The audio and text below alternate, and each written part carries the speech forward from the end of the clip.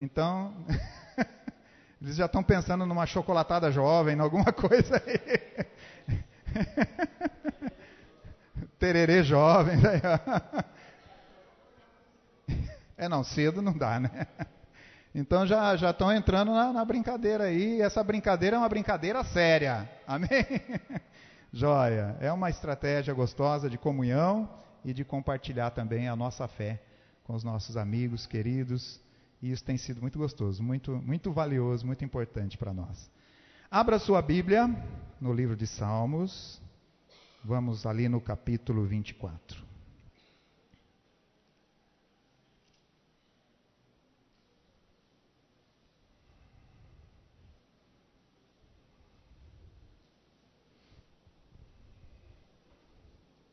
Salmos 24.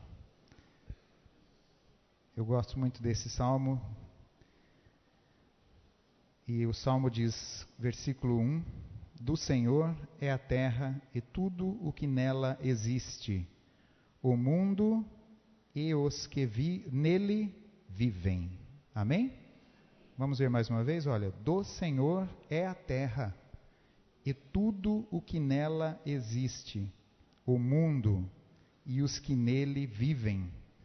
É do Senhor a terra, o mundo e todos os que vivem na terra, no mundo.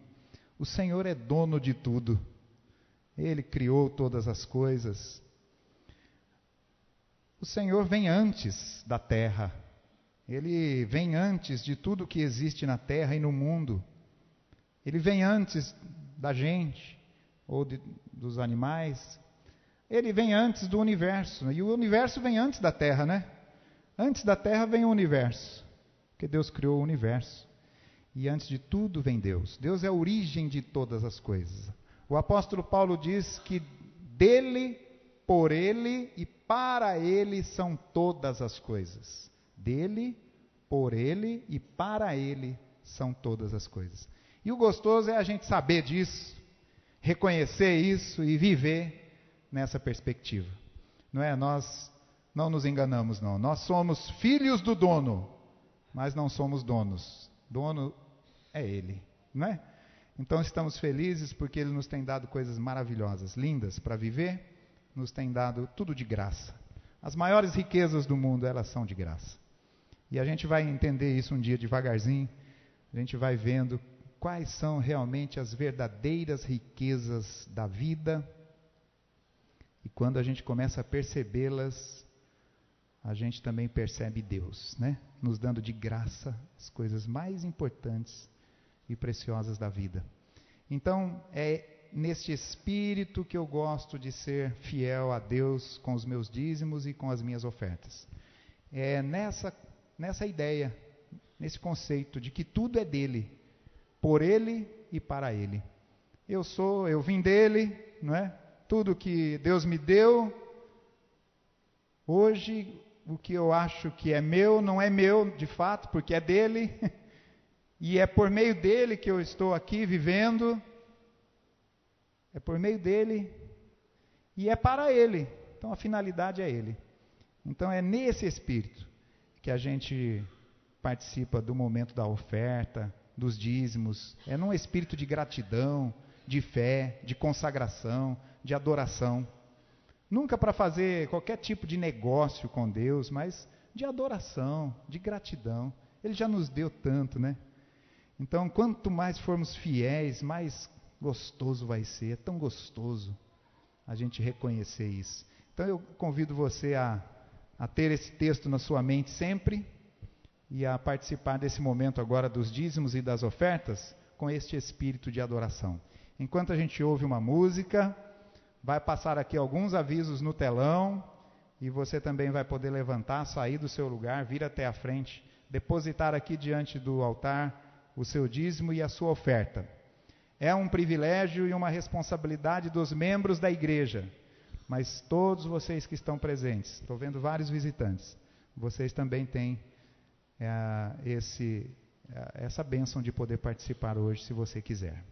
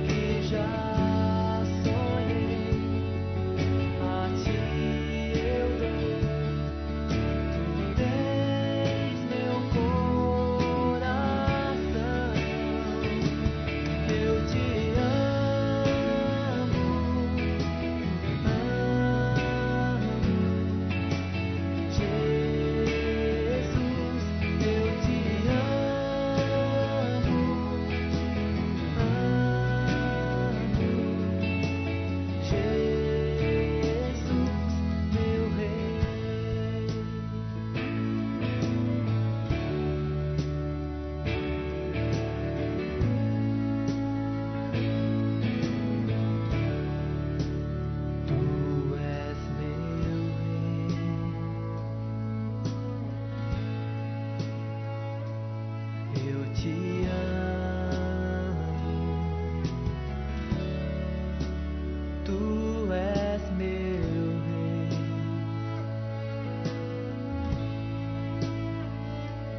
Eu te adoro,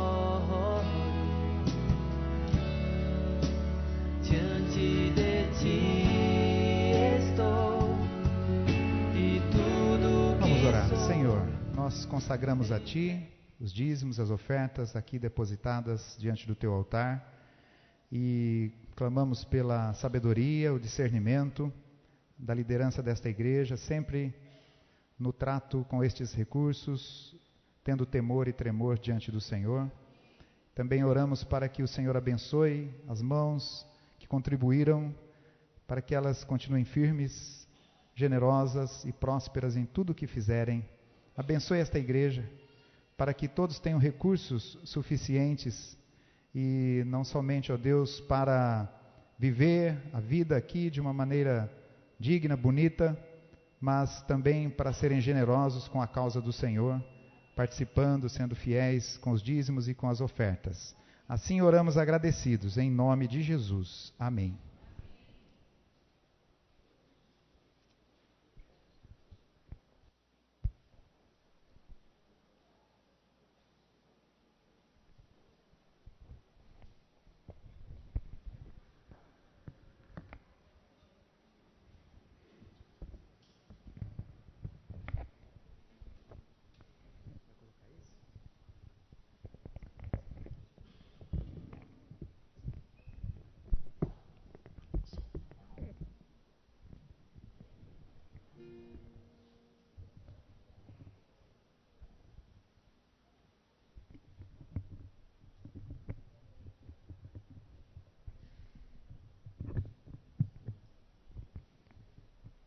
Ainda sentado, que você possa fazer dessa música a sua oração, uma oração de entrega, uma oração de servo, uma oração de humilhação, uma oração de pedir perdão a Deus. Amém?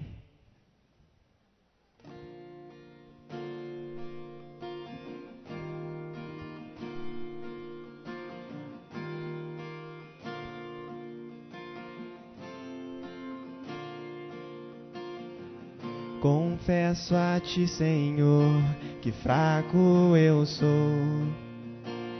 tão fraco eu sou, mas forte tu és.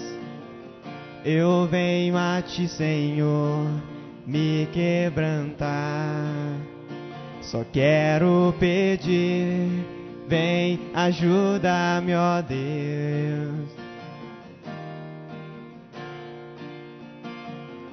Confesso a ti, Senhor, que fraco eu sou, tão fraco eu sou, mas forte tu és.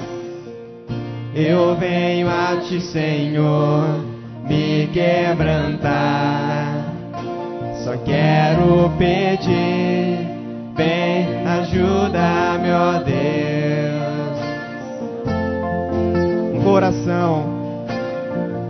Um coração quebrantado e humilde, não rejeita, Senhor,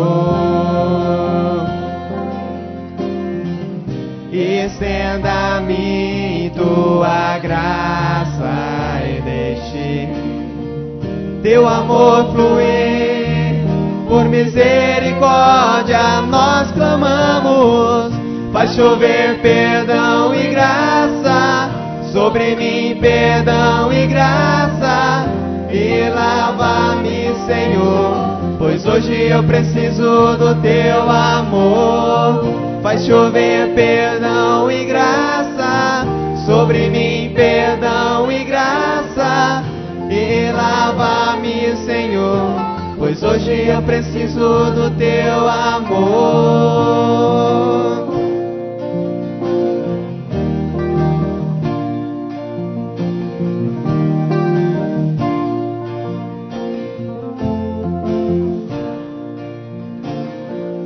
Confesso a ti, Senhor, que fraco eu sou, tão fraco eu sou, mas forte tu és. Eu venho a ti, Senhor, me quebrantar. Só quero pedir, vem ajuda-me, ó Deus. Um coração quebrantado e humilde, não rejeita, Senhor. Estenda a mim tua graça e deixe teu amor fluir. Por misericórdia nós clamamos, faz chover perdão e graça sobre mim, perdão e graça, e lava-me, Senhor, pois hoje eu preciso do teu amor. Faz chover perdão e graça sobre mim, perdão e graça, e lava-me, Senhor, pois hoje eu preciso do... Só os irmãos agora. Faz chover perdão e graça.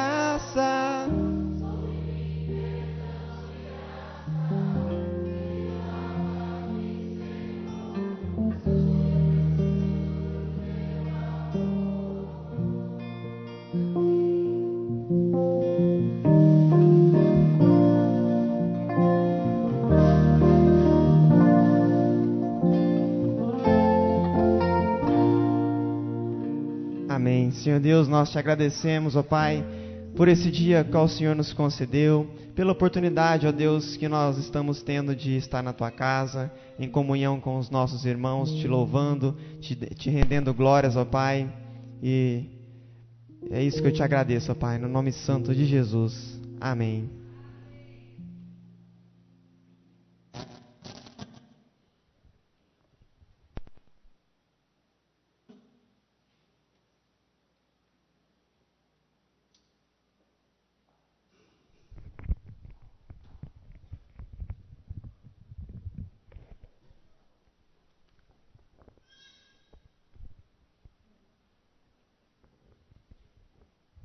Hoje nós temos a alegria de ter conosco o pastor Arlindo. Vem aqui, pastor, por favor. Pastor Arlindo é esse moço aqui.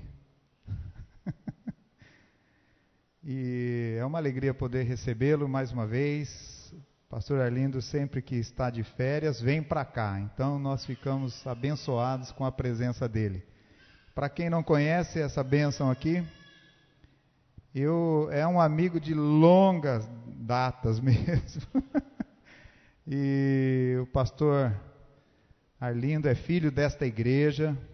Nós nos cruzamos por aqui no início da década de 80. Por isso que eu disse que ele é um moço ainda, né? E nós fomos então aqui da juventude dessa igreja. Aqui Deus trabalhou muito no coração da gente. Nos chamou para o pastorado, fomos nos preparar, e o pastor Arlindo foi pastor de uma igreja batista em Bauru durante 7 anos, né, pastor? 5 anos. Depois Deus levou o pastor Arlindo para Cacoal, em Rondônia. E até hoje está lá fazendo um ministério maravilhoso, bonito mesmo, na Igreja Batista Nova Aliança de Cacoal. Então é uma alegria recebê-lo e compartilhar esse momento no culto da palavra de Deus, ouvir o recado de Deus, a palavra, a mensagem do Senhor, na voz do pastor Arlindo, na instrumentalidade dele. Vamos orar por ele? Pai bendito, nós te adoramos, te bendizemos, Senhor, pela vida do teu filho. Quero te agradecer por todas as bênçãos, pela amizade e, ó Deus, por aquilo que o Senhor tem feito nas nossas vidas. E quero, ó Deus, nesta hora, mais uma vez colocá-lo diante do Senhor, que agora, com essa responsabilidade, mais uma vez, o Teu Espírito Santo possa ungí-lo, trazer sobre ele a graça de ser um instrumento da Tua Palavra. E assim nós possamos ouvi-la e guardá-la no coração, que essa palavra venha trazer muita coisa nova da parte do Senhor para nós, que ela seja uma palavra poderosa do Senhor para nós, que não haja nenhum obstáculo, nenhuma resistência neste lugar à palavra do Senhor, pois oramos em nome de Jesus. Amém. Seja bem-vindo, pastor. Fique à vontade. Obrigado, pastor Abner. Graças e paz, queridos e queridas. Para mim é sempre uma honra, assim, meio com um friozão na barriga, pregar aqui, não é? Por conta dessa responsabilidade. 18 anos já se passaram que a gente foi lá para Cacoal, e 18 anos que eu venho aqui, eu nunca deixei de estar uma vez por ano aqui. Esse ano a gente mudou, porque o Felipe, meu filho mais velho, ele está estudando na Faculdade Teológica em São Paulo, e ele tira as férias em janeiro. Aí ele vai para lá em janeiro, a gente está vindo para cá em julho. E ele está nos copiando, assim, né? Estuda no colégio, ou melhor, estuda na Faculdade Teológica, trabalha no Colégio Batista, mora no pensionato. Falei assim, meu Deus do céu, esse menino dá para fazer alguma coisa diferente. Mas ele até que tentou. Maressa, 19 anos, vai fazer 19 anos dia 3 de agosto agora, está lá em Cacoal se preparando para fazer medicina. A Sandra não está aqui porque foi levar, Sandra e Maressa não estão aqui porque foram levar o Felipe na rodoviária, que o ônibus sai, infelizmente, agora às 8 horas. Mas estamos lá. E estar aqui em Epitácio, sempre muito bom, ver muitos irmãos, e o legal aqui é que a igreja tem crescido, passado por seus momentos de desafio, mas tem uma galera assim que a gente está sempre aqui, né? Os dinossauros da Igreja Batista de Epitácio. Fiquei sentado perto de um dinossauro ali todo o tempo, a Rosa. Estava num dino ali. Lá fora ela me pega. Mas é muito bom ver uns rostinhos assim, que acompanhou a gente aqui, não é? Acompanhou a gente aqui. E a Igreja de Epitácio é um celeiro assim, irmãos. Manda muita gente boa nesses lugares do Brasil aí, tem muito epitaciano lá, né? E isso é muito legal. E lá para Cacoal, a igreja me enviou, né? E eu espero que seja legal. E é uma honra para mim. Quero compartilhar com vocês a palavra de Deus, da qual eu sou um apaixonado por esta palavra. Por isso eu quero que você ore comigo, aquela oração que eu já fiz aqui algumas vezes, sobre a Bíblia. Diz assim comigo: eu sou o que a Bíblia diz que eu sou. Diga assim: eu tenho o que a Bíblia diz que eu tenho. Bota mais um pouquinho de fé. Eu posso. Sei que meu irmão não gosta disso, mas fala para o teu vizinho: você pode. Ele já me chamou para uma conversa. Daquilo eu não gosto. Eu falei, problema é seu. Fala para o Abdias: você pode. A pergunta é: qual irmão, né? O cara tem um monte de irmão. Não, se não é o Abdias, é meu primo Roque. É um dos dois que me persegue. Ou o Roque ou o Abdias. Eu não consigo escapar desses dois. Diga com fé: eu posso. Nós podemos. Diga de novo: eu posso. Que a Bíblia diz que eu posso. Isso é a oração mais verdadeira que você pode fazer, porque a Bíblia, ela nos coloca nessa condição. E é muito importante você. Eu sou um apaixonado pela Bíblia, já li a Bíblia várias vezes. E foi aqui em Epitácio que eu tive uma experiência com o pastor Antônio Coelho. Fomos, eu e Eliezer, visitá-lo uma vez, a gente conversar e tal. E o pastor Antônio me deixou assim constrangido. Ele lia a Bíblia constantemente. Ele tinha um sistema de ler a Bíblia. Ele lia 10 folhas da Bíblia, não é página, folhas. Ele contava tal, e nessa contagem ele lia a Bíblia 4 vezes por ano. Eu falei, misericórdia. Então o pastor Antônio me achava pequenininho, mas eu falei, por que eu não leio? Irmãos, teve um ano que foi tremendo mesmo. Eu consegui bateu o recorde do pastor Antônio. Eu li a Bíblia 8 vezes no ano. Não me admirem, me copiem. Poxa, que bonitinho.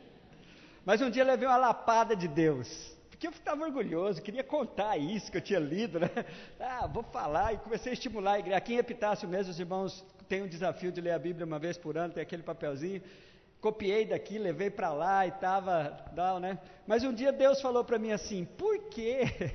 Você está muito metido com esse negócio de Bíblia, né? Eu falei assim: faz o seguinte, começa a viver um pouco e para de falar o tanto que você lê. Eu falei: poxa Deus, que cacetada, mas é isso. Por quê? Para nós não ficarmos à mercê de algumas pessoas empolgadas diante da palavra de Deus. Gente, a Bíblia é um desafio mesmo. Quanto mais você lê, mais à mercê. Se você quiser ouvir o Senhor mesmo, é lendo a Bíblia. A pregação ajuda muito, mas a sua leitura pessoal, porque senão você fica à mercê de uns doidos aqui. O cara chega na igreja empolgado, a igreja tal, e ele chega: irmãos, eu tenho uma palavra de Deus para você nessa noite, o Senhor vai falar contigo, e eis que te digo, eu não sei quantas tias você tem, mas nessa noite Deus vai te dar 3 tias, te aquieta, te acalma e te alegra. Quem tem glória, pelo amor de Deus, gente. E a gente aí, ele ainda fala: quem tem glória dá glória, quem tem aleluia dá aleluia. E o povo dá aleluia, então isso é foda, recebe a sua tia aí, né? Irmãos, são coisas assim terríveis quando você não conhece a palavra de Deus. Então meu desafio hoje é ler a palavra, compartilhar com vocês, esperar que nessa interação aqui o Senhor tenha misericórdia e fale conosco, amém? Então abra a tua Bíblia em Lucas capítulo 8. No capítulo 8, quero ler com os irmãos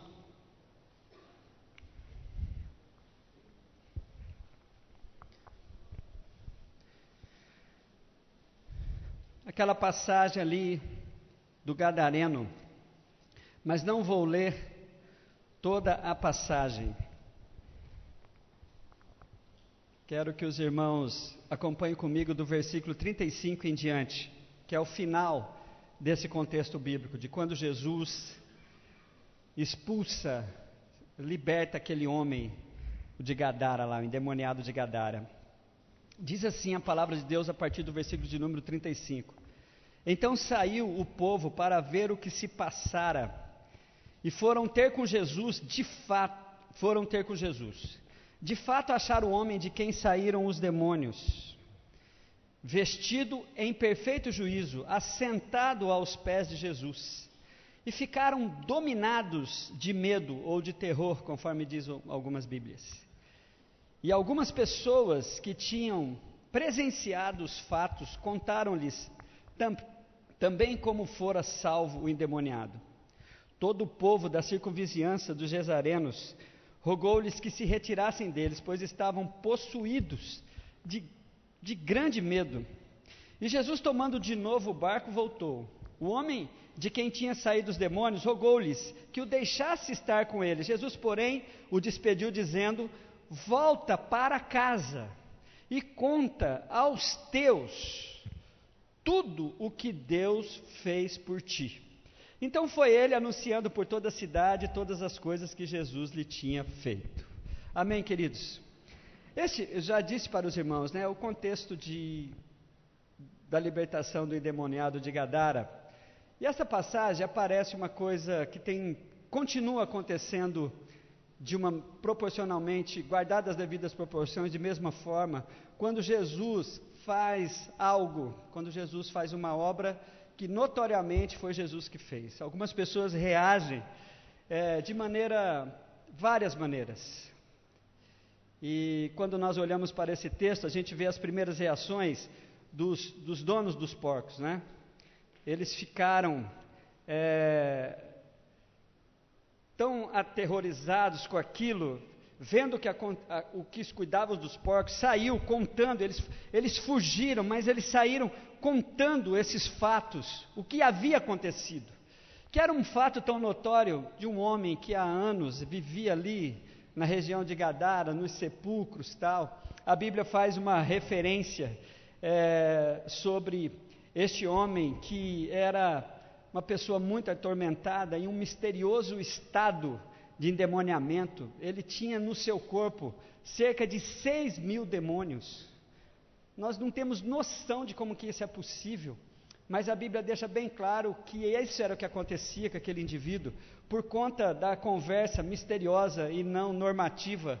É bom que todos saibam que Jesus teve com o demônio, né? Perguntou o seu nome, ele disse o número dele, somos uma legião, e aí os comentaristas nos informam que a legião é igual a 6.000 soldados romanos, e quase 2.000 porcos, quando Jesus permitiu que eles entrassem nos porcos.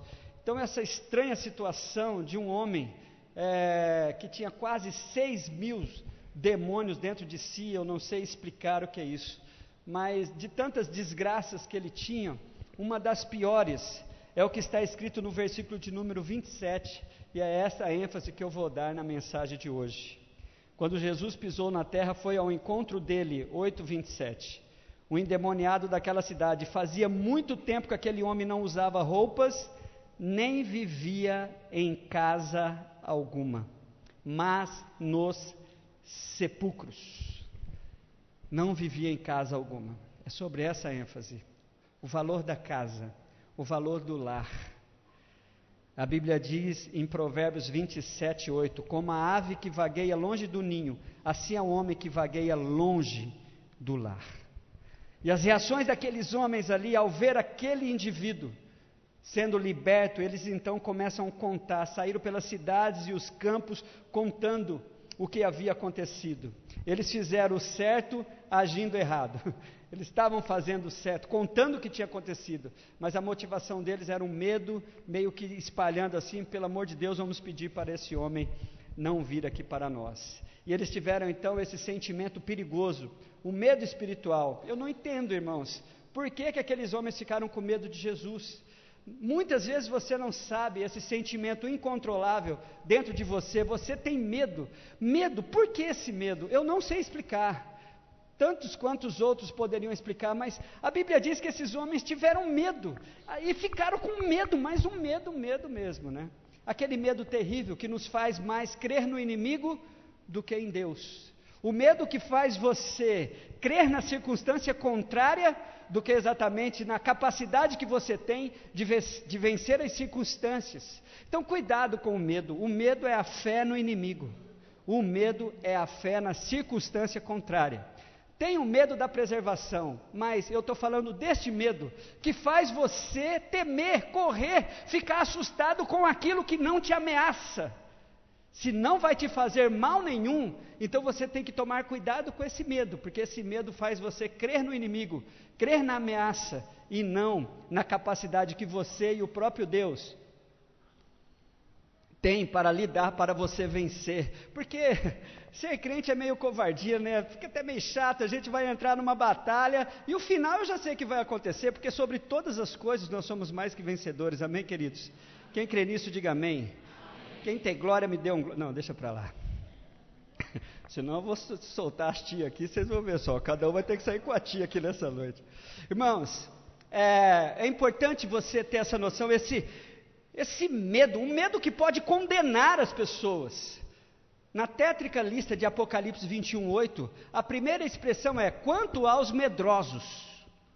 Aí vem o resto da lista, mas se você olhar para Apocalipse 21:8, sobre aqueles que irão para o inferno, é quanto aos medrosos, quanto aos covardes, quanto aos tímidos. Medo do quê? Medo de assumir uma vida com Cristo, medo de reconhecer que é dele que eu preciso, medo de me render a ele. Esse é um medo que vai condenar as pessoas, medo de achar que se eu entrar de ter uma intimidade com Cristo, eu vou ter que mudar de religião, mudar de roupa, mudar disso. Esse medo faz com que as pessoas entrem num processo de condenação.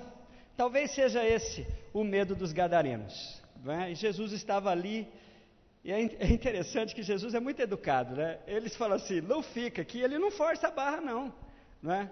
E no último encontro que tive com o pastor Abner, ele me falou um negócio que eu nunca esqueci, que ele havia lido em um livro, né? Que Jesus, ele dificultava a entrada no ministério dele e facilitava a saída, né? E nós fazemos tudo ao contrário, a gente facilita a entrada e quando é difícil sair, hein? Não vai, please don't go. Eu gostei dessa frase, fiquei na cabeça, não mudei ainda, mas um dia eu quero chegar nesse nível de Jesus. Irmãos, quando eles pedem para Jesus ir embora, ele vai. Cuidado que você pede para Deus, ele costuma te dar, viu? Se você quer, o que você quer de Deus? Não é? Mas eu acho interessante o pedido do ex-endemoniado. O endemoniado, para ele não adiantava Jesus chegar para ele e dizer assim, não é o que está escrito em Mateus 8:20. As raposas têm as suas tocas, as aves do céu têm os seus ninhos, mas o filho do homem não tem onde repousar a cabeça. Para esse cara, sabe, ele estava querendo ir com Jesus. Ele queria ir com Jesus. Jesus, deixa eu ir ter contigo, eu quero ir ter contigo. Impressionante, irmãos, mas para ele, Jesus não usou nenhuma, deu uma ordem, e essa ordem, quero dar a ênfase da expressão que tirei daquele versículo, que ele não tinha casa alguma. Para esse homem, ele ia para Jesus, se Jesus ficasse em pé, ele ficasse, se Jesus tivesse que deitar, porque o cara vivia em sepulcros. O que é não ter casa para ele? Para ele não era nada. Então Jesus lhe dá uma ordem. Jesus lhe dá uma ordem. A ordem de Jesus, você olha para o versículo de número 39, está escrito lá: volte para casa, volte para a sua casa e conte aos teus tudo o que Deus fez. Irmãos, por que isso? Esse homem era um cara, podia ser um indivíduo estratégico na expansão do Evangelho, se ele saísse com Jesus e fosse talvez um dos 12 escolhidos, e para pregar o Evangelho, para testemunhar o que havia acontecido, ele poderia ser um ótimo pregador de libertação, mas não, Jesus mandou ele voltar para casa. Há algo que Deus quer falar conosco nessa noite sobre essa ordem de Jesus. O que é a sua casa? O que é a nossa casa? Uma das coisas que é bom considerarmos é que a casa é alvo de salvação de Deus. O que foi dito para aquele carcereiro em Atos 16:31? Creia no Senhor Jesus e será salvo tu e a tua casa. Salvação de Deus, o alvo de salvação do Senhor. O Senhor quer intervir na nossa casa, entrar com salvação, entrar com a sua graça. O Senhor quer mudar a realidade do meu lar, da minha família, e Ele quer começar a partir de mim. Creia, e não tenha medo de mim, não tenha medo do que eu vou fazer na sua vida. Creia no Senhor Jesus e será salvo tu e a tua casa. Casa é alvo de salvação do Senhor. O lar também, a casa, é um pré-requisito para o exercício do ministério. Nossa casa precisa, Paulo diz a Timóteo, em 1 Timóteo 3, de 4 a 5, falando sobre diáconos, bispos ou pastores ou presbíteros. Ele deve governar bem a sua própria casa, tendo os filhos sujeitos a ele com toda dignidade, pois se alguém não sabe governar a sua casa ou a sua família, como poderá cuidar da igreja de Deus? A casa, pré-requisito para o exercício da obra do Senhor, do ministério do Senhor. A casa também, queridos, ela precisa, a Bíblia nos dá assim, eu vi algumas passagens bíblicas sobre a preocupação dos personagens bíblicos com a sua casa. Ela precisa ser deixada em ordem. Quando Isaías foi dar o recado para o rei Ezequias, que ele estava doente, que ele ia morrer, eu quero ler com os irmãos, para os irmãos, não com, mas para os irmãos. 2 Reis 21 diz assim: naquele tempo Ezequias ficou doente e quase morreu. O profeta Isaías, filho de Amós, foi visitá-lo e disse: assim diz o Senhor, ponha em ordem a sua casa, pois você vai morrer e não se recuperará. Havia uma preocupação na ordem de Deus do aviso, falou assim: deixa tudo certo a sua casa. E eu encontrei um indivíduo com uma expressão que foi se suicidar, apesar dele ter se matado, ele não deixou esse princípio do lado. É um personagem bíblico chamado Aitofel.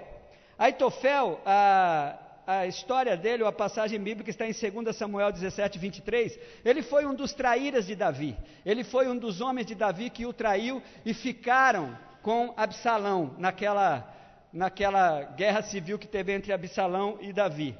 Aitofel foi dar um conselho para Absalão, aí o outro, o chegado de Davi deu outro conselho, Absalão não ouviu o conselho de Aitofel, e a reação dele foi essa, 2 Samuel 17, 23, vendo Aitofel que o seu conselho não havia sido aceito, selou seu jumento e foi para casa, para a sua cidade natal, pôs a sua casa em ordem, e depois foi e enforcou.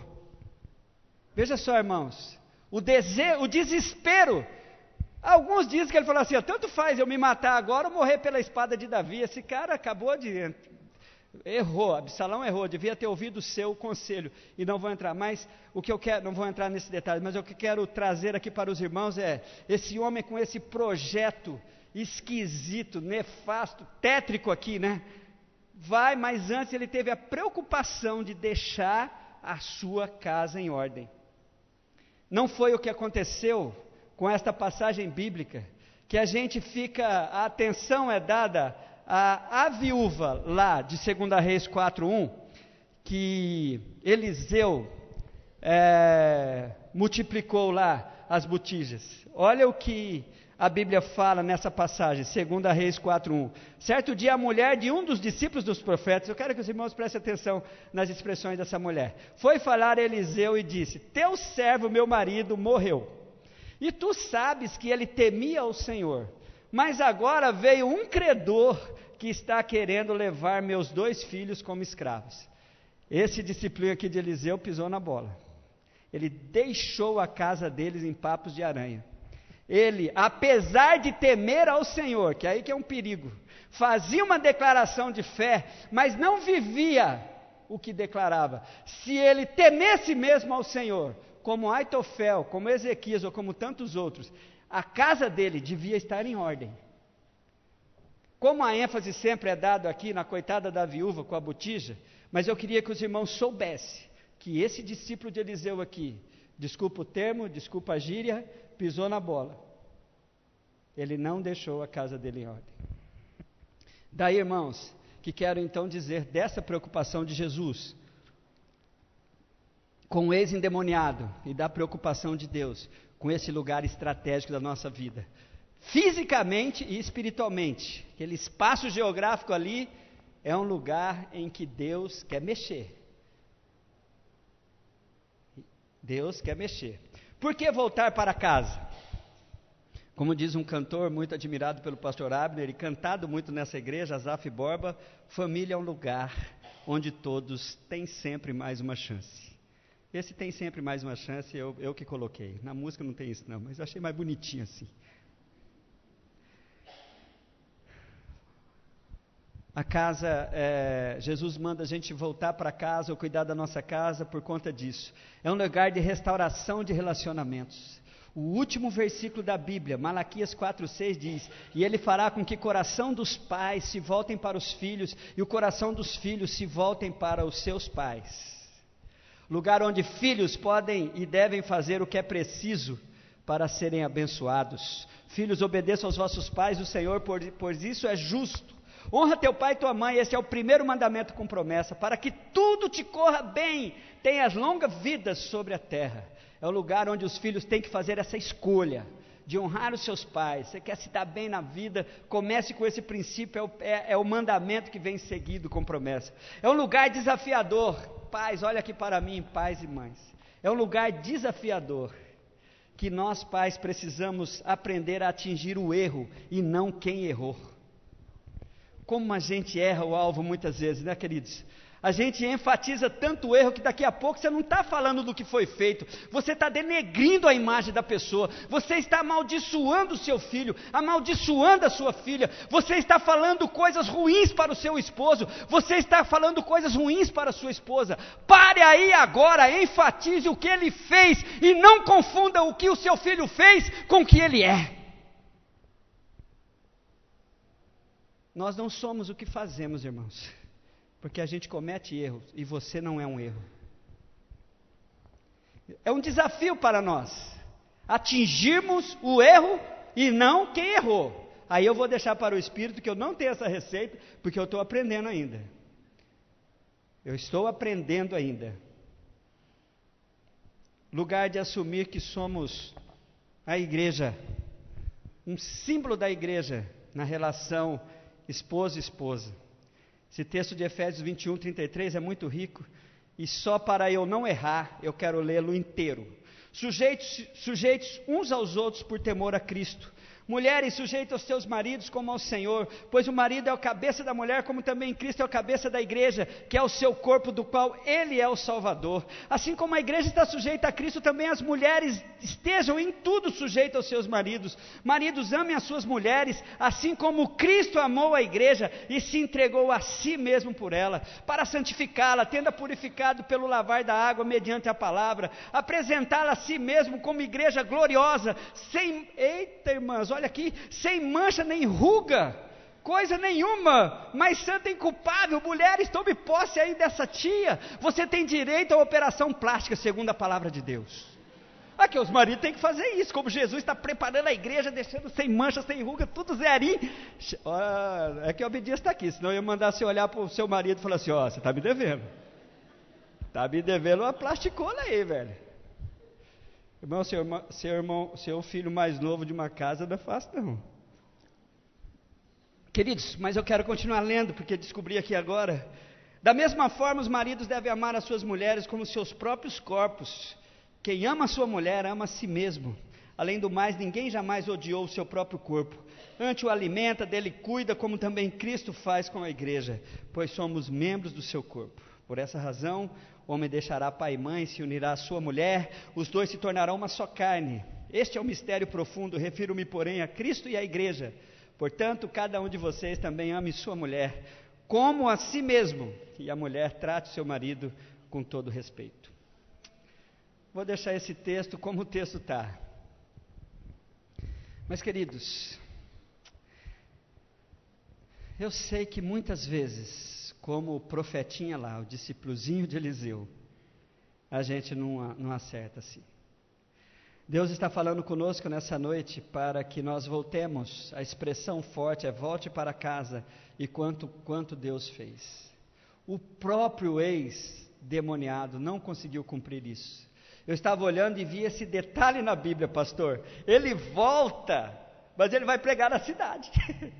Ele não volta para cá, sabe por quê? Porque é difícil, irmãos. Não sei porque é difícil, mas nós fizemos ser difícil. O lugar onde nós deveríamos ser mais autênticos possíveis. O lugar onde nós deveríamos derramar da graça de Deus mais em qualquer outro lugar, é onde nós não o fazemos. Esse é um mistério mesmo. O próprio ex-endemoniado, se você olhar para o texto, fala que ele, se olhar para o versículo de número 39, diz assim, o homem foi e anunciou a toda a cidade. Ele não foi para casa, para os teus, pode ter ido depois, eu só estou supondo pelo que a Bíblia diz aqui, e ele pode ter ido. Eu não sei que barreiras ergueram, eu não sei o que a religião fez, eu não sei o que Satanás conseguiu colocar no seu coração, ou no coração de muitos, que nos impede a dizer todos os dias para a nossa esposa ou para os nossos filhos que nós o amamos, e que a ter esse desafio mesmo de não atingir a pessoa que errou, mas o erro que ela cometeu. Esses desafios nós devemos exercitar lá dentro da nossa casa, e dizer o quanto Deus está fazendo, compartilhar os nossos sonhos, as nossas expectativas, mas parece que a nossa casa é o lugar da gente, a gente recebe assim, uma licença para ser bruto, para ser mal educado, para ser sem noção, para falar alto, por quê? Da onde saiu isso? O menino chega na igreja com as malas prontas, eu quero morar aqui. Irmã Idemê contou isso, eu acho que sempre, para nós.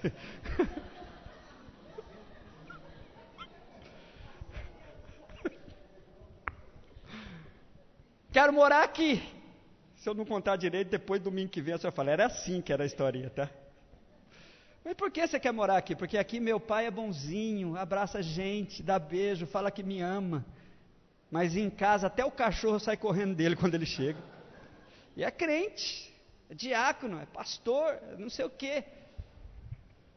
De onde surgiu essa ideia que na minha casa eu devo me endemonizar? E nos outros lugares eu devo ser a melhor pessoa que se tem. As pessoas não acreditam quando Dois amigos começam a conversar sobre o pai, e você, não acredito, teu pai é tão legal, cara. Eu falei, tá bom, você não sabe o que é meu pai em casa. Então, queridos, a gente erra e Jesus tem uma ênfase muito grande. Então eu quero chamar a atenção dos irmãos de novo para aquela passagem lá de 2 Reis. Aquela mulher chegou para Eliseu e disse, olha, meu marido nos deixou endividados e vem um credor aí e quer levar os nossos 2 filhos como escravos. Como esse homem a gente não acerta, como ex-endemoniado, para muitos é difícil voltar para casa e viver o evangelho ali. Mas eu quero que Deus principie um novo tempo na sua vida a partir de hoje, amém? Olha o que nós vamos fazer. Vamos olhar para o drama da mulher e a partir daqui eu quero que você saia deste culto com uma bênção do Senhor. Eliseu perguntou para a mulher, como posso ajudá-la? Estou lendo 2 Reis 4, de 1 a 7, tá bom, queridos? Como posso ajudá-la? Diga-me o que você tem em casa. Ela respondeu, tua serva não tem nada, além de uma vasilha de azeite. A gente é sempre meio exageradinho assim, não, ninguém veio, eu não tenho nada. Depois você vai ver mesmo, algumas pessoas vieram, ninguém gostou. Não, calma, algumas pessoas gostaram. A mulher fala, eu não tenho nada, além de uma botijinha de azeite. Além de uma vasilha de azeite. Então Eliseu disse, vai pedir emprestado vasilhas a todos os vizinhos, mas peça muitas. Depois entre em casa com seus filhos, feche a porta. Derrame daquele azeite em cada vasilha e vai separando a que você for enchendo. Depois disso, ela foi embora, fechou em casa com seus filhos e começou a encher as vasilhas que eles lhe traziam. Quando todas as vasilhas estavam cheias, ela disse a um dos seus filhos, trague mais uma. Mas ele respondeu, já acabaram. Então o azeite parou de correr. Ela foi, contou tudo ao homem de Deus e o homem de Deus lhe disse, vai, vende o azeite, pague a sua dívida e você e seus filhos ainda poderão viver do que sobrar. Queridos, há uma ordem de Jesus para nós nessa noite, voltarmos para a nossa casa. Se eu bem conheço o Espírito Santo de Deus, Ele está falando de maneira ímpar e singular no coração de cada um aqui, porque Ele é expert nisso, usando a eficácia e a vivacidade da palavra, que é viva e eficaz, mais cortante que uma espada de 2 gumes. Eu sei o que o Espírito está fazendo. Porém, esse mesmo Espírito deixa bem claro que nós somos meio que iguais, todos nós aqui falhamos, cometemos erros, não tem ninguém aqui melhor que ninguém. E mediante a isso, vamos colocar diante de Deus o nosso anseio de voltar, de fazer diferença a partir de hoje. Fazer diferente, vou voltar para minha casa sim, e vou começar a contar, vivenciar, compartilhar o que Deus tem feito na minha vida. Se Deus, na sua insensibilidade, não está fazendo coisas que você tem detectado, comece a pedir para Deus, Deus age na minha vida, haja na minha vida, eu quero compartilhar no meu lar, quero compartilhar na minha casa. Talvez você se sinta como essa mulher, não, mas isso não é comigo. Eu quero que você se coloque diante de Deus como uma botija vazia, para Deus começar a encher hoje, com o seu amor, com a sua graça, com os seus princípios, com a capacitação que só vem de Deus, para que você volte sim, para a sua casa, para o seu lar, esse lugar estratégico, lugar de salvação, lugar de restauração, de edificação, lugar onde Deus quer fazer uma obra. Volte cheio de fé, com a sua botija cheinha, para que a ordem de Jesus seja completa na sua vida. Baixa a sua cabeça, eu quero orar com você, porque eu estou precisando desta oração. Queridão, solta aí aquela música dos dízimos e das ofertas. Não que eu vá fazer de novo, calma, irmãos.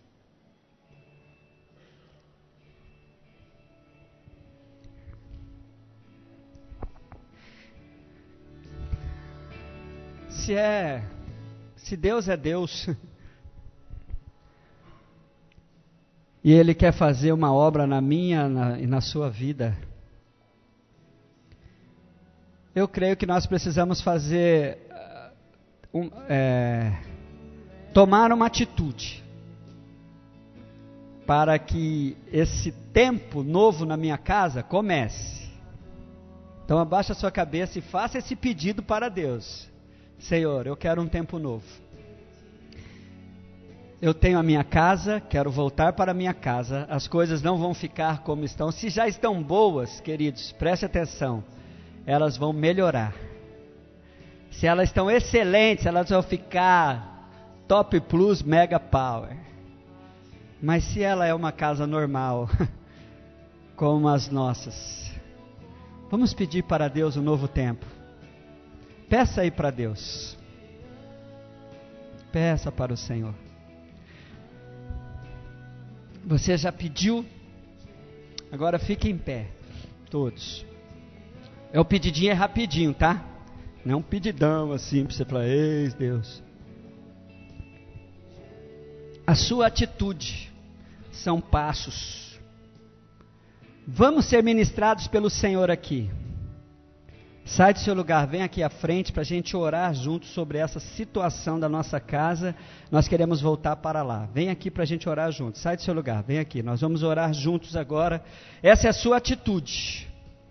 Se não der aqui, pode só mudar do corredor, mas você não vai ficar no mesmo lugar. Se você quer alguma coisa para a sua casa, um novo tempo, se você entendeu a ordem de Jesus, volte para a sua casa, conte. Talvez aqui não caiba, mas não, vou receber a bênção do meu lugar aqui. Tudo bem, mas ao meu pedido, saia pelo menos assim, não. Só para você mostrar para si mesmo, eu quero, eu preciso disso. Eu preciso que o Senhor intervenha na minha casa. Eu preciso que a minha casa entre e comece a ter ordem. Eu preciso que a minha casa seja esse lugar de bênção que a Bíblia diz. Se Jesus mandou aquele homem voltar para casa e ele não conseguiu fazê-lo, eu vou conseguir, porque eu estou sendo tocado pelo Senhor, pela palavra de Deus dessa noite.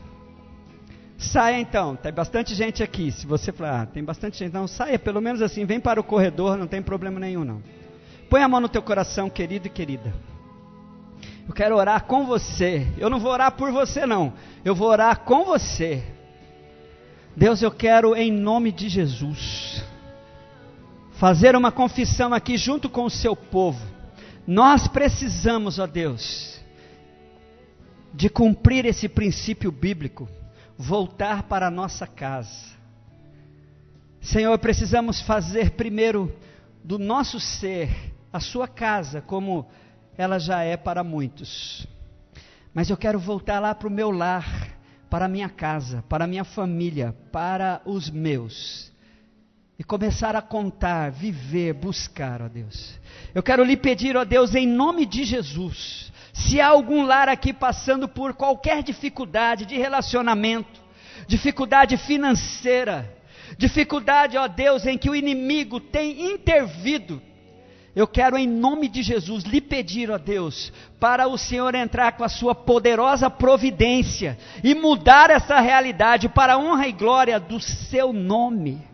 Tira, Senhor, tira o alcoolismo, tire a droga, tire, Senhor, o adultério, Senhor, tire, Senhor, o devorador, tire, Senhor, a falta de administração dos recursos, tire, Senhor, vá tirando o ódio, a raiva, a mágoa, os desentendimentos que houveram, ó Senhor, caia por terra, inunde o coração desse filho, inunde o coração desse pai, inunde o coração, Senhor, dos irmãos, de amor, de perdão, de misericórdia, de longanimidade. Caia por terra o ódio, caia por terra a mágoa, caia por terra, ó Deus, o orgulho. Mas, Senhor, faça, Deus Todo-Poderoso, desse lugar maravilhoso, estratégico para Ti, que é a nossa casa, faça, ó Deus, como aquela botija de azeite daquela viúva, encha com o seu azeite, com o seu poderoso azeite, com todos os recursos espirituais que precisamos, ó Senhor, para que o nosso lar entre no centro da Sua vontade, e tudo aconteça conforme essa vontade. Eu quero abençoar aqui os pais, os maridos. Eu quero abençoar aqui, ó Deus, as mulheres, as mães. Eu quero abençoar aqui os filhos. Eu quero abençoar, ó Deus, em nome de Jesus, a família. Estamos voltando para casa para contar as maravilhas que o Senhor fez, está fazendo e fará. Levante as suas duas mãos para o alto e diga assim: em nome de Jesus, eu tomo posse da minha parte nesta palavra. Aplauda o Senhor nesta posição.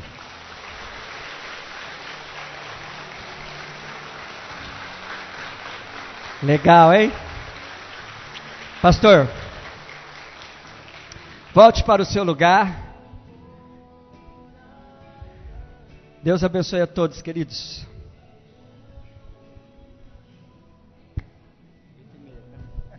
Aleluia, que bênção maravilhosa. Vamos encerrar cantando um cântico de adoração ao Senhor juntos? Pode ficar em pé, meu irmão.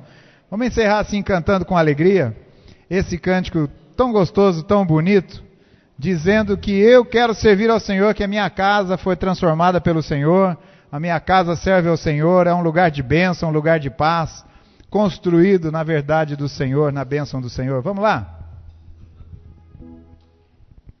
Bem bonito, você sabe cantar. Eu vou aprender.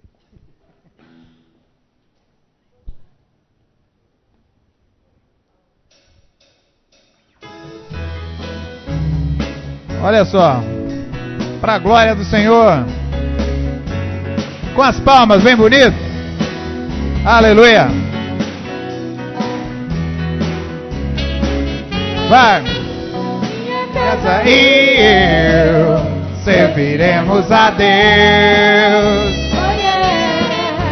Minha casa e eu serviremos a Deus. Vai, como é bom sua voz sempre obedecer, os seus passos seguir, seu querer cumprir, nossas vidas consagradas no altar para o seu louvor. Eu e a minha casa serviremos ao Senhor. Minha casa e eu serviremos a Deus. Minha casa e eu serviremos a Deus. Oh, é bom sua voz sempre obedecer, os seus passos seguir, seu querer cumprir, nossas vidas consagradas para o seu louvor. Bendiremos o teu nome, Pai, ó Deus tão grande como tu. Serviremos só sempre, nos rendemos somente a ti. Nos rendemos somente a ti. Minha casa e eu serviremos a Deus. Aleluia. Minha casa e eu serviremos a Deus. Como é bom sua voz sempre obedecer, os seus passos seguir, seu querer cumprir, nossas vidas consagradas no altar para o seu louvor. Para o seu louvor. Para o seu louvor. Para o seu louvor. Ô glória! Aleluia! A Ele toda a honra, toda a glória, toda a exaltação. Glória a Deus. Meu irmão, vai para sua casa então com a sua vida, né? Com a sua botija transbordando de fé, amor e graça do Senhor Jesus. Uma semana linda para você, cheia de vitórias.